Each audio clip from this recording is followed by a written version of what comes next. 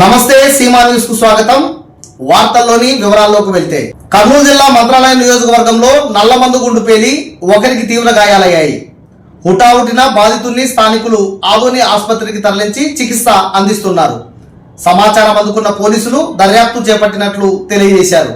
మంత్రాలయం నియోజకవర్గంలోని పెద్ద కడుబూరు మండల పరిధిలో ఉన్న మేకడోన గ్రామంలో నారాయణ స్వామి పొలంలో నల్లమందు గుండు పేలి ఇబ్రహీం అనే యువకుడు తీవ్రంగా గాయపడ్డారు.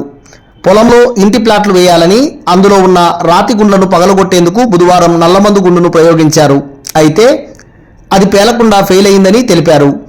గురువారం పొలంలోని చెత్తా చెదారాన్ని ఏరి కుప్పగా వేసి నిప్పు పెట్టిన సందర్భంగా మంట వేడికి ఫెయిల్ అయిందనుకున్న నల్లమందు గుండు ఒక్కసారిగా బ్లాస్టింగ్ అయ్యిందని తెలియజేశారు.